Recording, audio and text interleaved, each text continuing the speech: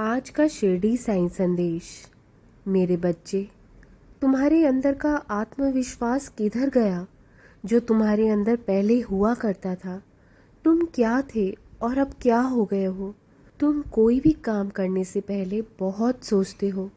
तुम्हारा आत्मविश्वास कहीं गुम सा हो गया है। उसे वापस लाओ मेरे बच्चे। तुम्हें दुनिया में कोई उठाने नहीं आएगा। तुम्हें उठना भी खुद है, यहाँ पर बढ़ना भी खुद है और लड़ना भी खुद है स्वयं की लड़ाई। यहाँ कोई तुम्हारा हाथ नहीं थामेगा। तुम तो एक निडर व्यक्ति थे ना। अब बात बात पर तुम्हें डर क्यों लगता है? कोई भी फैसला लेने में 100 बार सोचते हो तुम। मैं जानता हूँ पिछले कुछ दिनों से तुम किस दौर से गुजर रहे हो। हर तरफ से समस्याएं और परेशानियों ने तुम्हें घेर रखा है। दुख और कष्ट कम होने का नाम ही नहीं ले रहे हैं। लेकिन घबराओ नहीं मेरे बच्चे। किसी भी चीज़ की जब अति होने लगती है तो उसका अंत होने वाला होता है। तुम्हारे भी कष्टों और दुखों का अंत जल्द ही होने वाला है।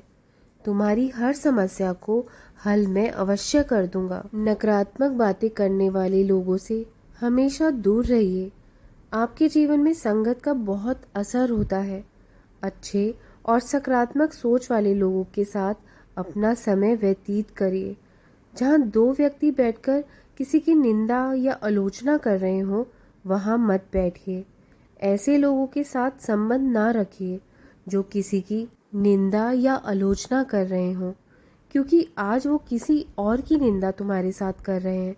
कल वो हो सकता है तुम्हारी निंदा किसी और के आगे करें।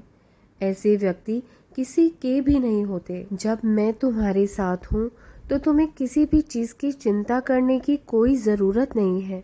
मैं तुम्हारी हर विपत्ति से तुम्हें निकाल दूंगा। बस तुम श्रद्धा को कभी मत खोना। जीवन में सब्र रखना। रोया मत करो कभी। मुझे तुम्हारे आंसू देखकर बहुत दुख होता है।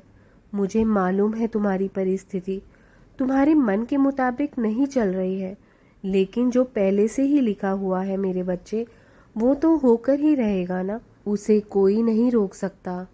भगवान एक रास्ता बंद करते हैं तो उससे पहले 10 और नए रास्ते तुम्हारे लिए खोल देते हैं।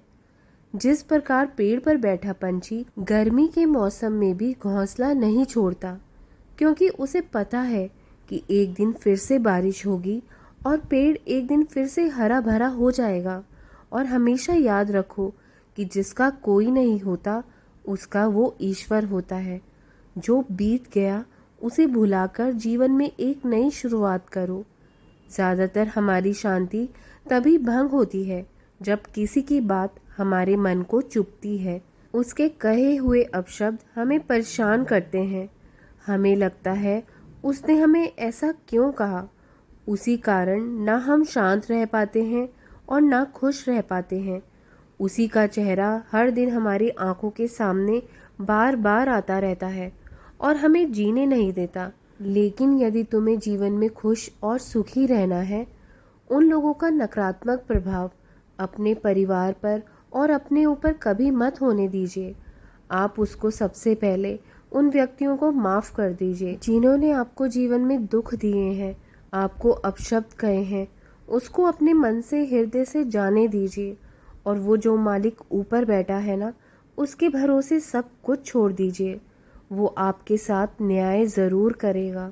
इससे आपका मन भी हल्का रहेगा और आपको सुकून और शांति भी मिलेगी और आप खुश रह पाएंगे। विश्वास रखो, तुम्हारा आगे का जीवन बहुत ही सुखमयी होगा। तुम्हारी ज़िंदगी में ढेर सारी खुशियाँ आने वाली हैं। भरोसा और धैर्य कभी मत खोना। मैं तुम्हारी ज़िंदगी सब बदल दूंगा। तुम्हारी तकदीर चमकने वाली है। हमेशा खुश रहा करो। मेरा आशीर्वाद सदा तुम्हारे साथ है। जाओ, तुम्हारा कल्याण होगा। राम कृष्ण हरि, राम कृष्ण हरि, राम कृष्ण हरि।